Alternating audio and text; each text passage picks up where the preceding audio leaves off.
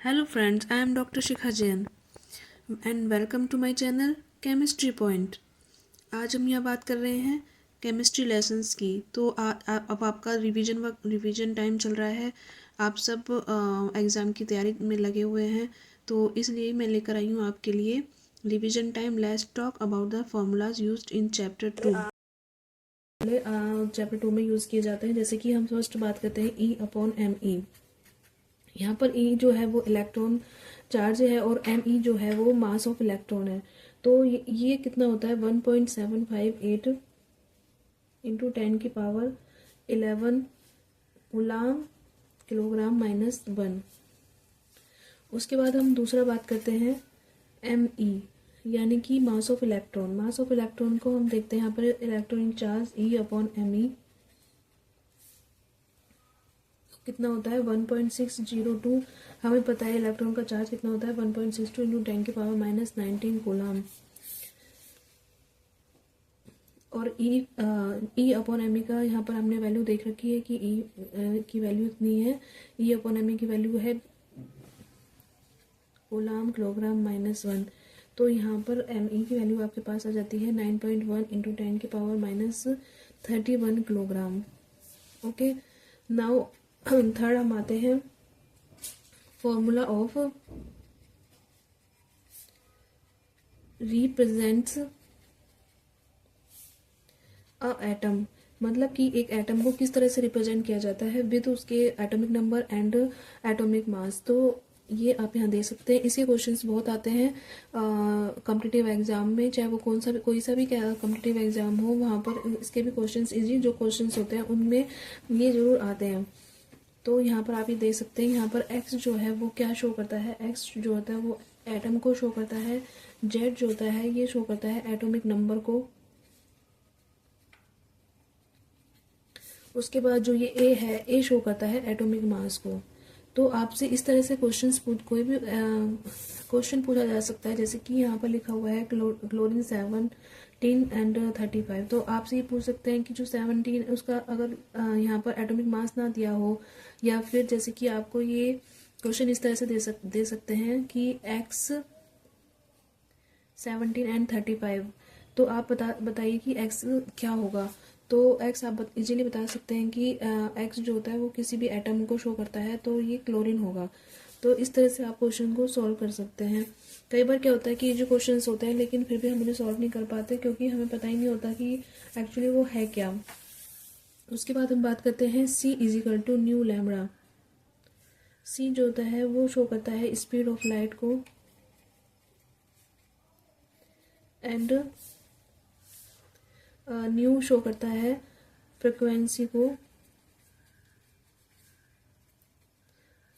And lambda show करता है wavelength को। वेवलेंथ की जो यूनिट होती है वो मीटर होती है। स्पीड ऑफ लाइट को मीटर पर सेकंड से शो करते हैं, और फ्रिक्वेंसी जो होती है वो सेकंड इनवर्स होती है। ये आपको यूनिट्स भी पता होनी चाहिए, इससे भी बहुत जल्दी क्वेश्चन सॉल्व होते हैं। उसके बाद हम बात करते हैं फिफ्थ नंबर E=h²। यहाँ पर E जो होता है वो एनर्जी को शो करता है। H= प्लैंक कांस्टेंट,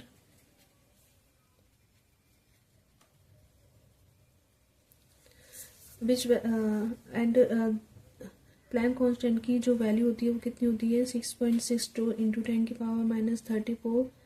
जो ये वैल्यूज़ होती हैं वो आपको याद करनी होती है, जिससे कि आगे के लिए आपको क्वेश्चन सॉल्व आप इजीली कर सकते हैं। उसके बाद हम नेक्स्ट बात करते हैं E=h²। और h² जो होता है, अगर हम बात करें फोटो इलेक्ट्रिक इफेक्ट में जो थ्रेशोल्ड एनर्जी होती है उसमें बात करते हैं, तो उसका जो फॉर्मूला होता है h²0 + ½ v²। तो यहाँ पर जो ν0 है वो किसको शो करता है, थ्रेशोल्ड। h²0 जो होती है वो थ्रेशोल्ड एनर्जी को शो करती है।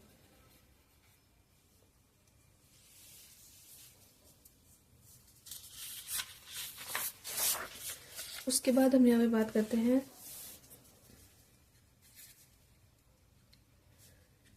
line spectrum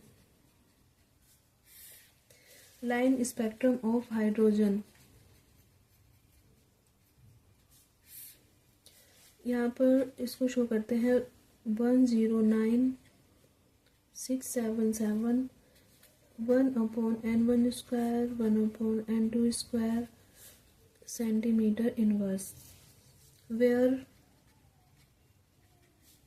n1 is equal to 1, 2, 3 and n2 is equal to n1 plus 1, n1 plus 2, n1 plus 3 and so on.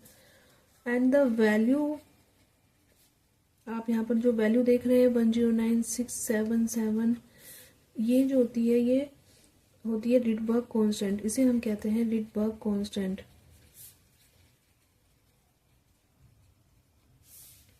For hydrogen atom.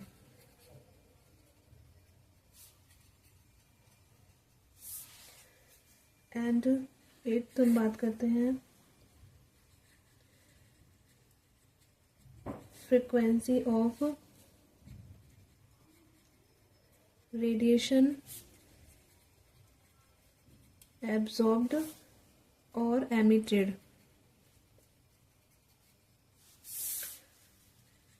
Where transition occur.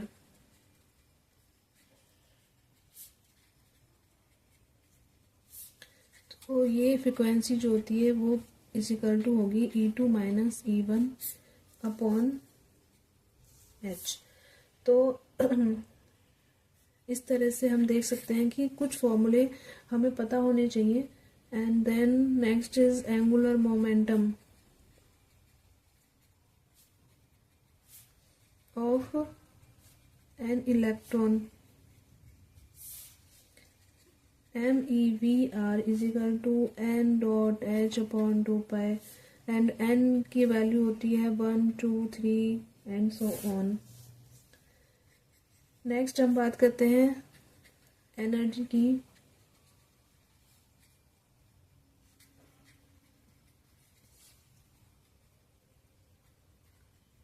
ये जो base आपको दिख रहा है यहाँ पर, ये हाइड्रोजन का रिडबर्ग कांस्टेंट है जिसकी वैल्यू होती है 2.18 इंटू 10 की power minus 18 joule. Okay, next is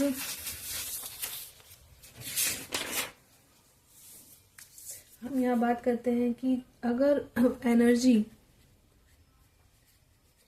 की वैल्यू नेगेटिव होती है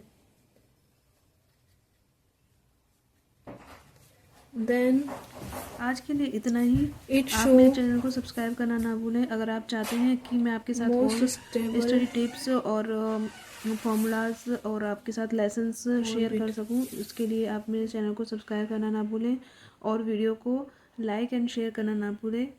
थैंक यू.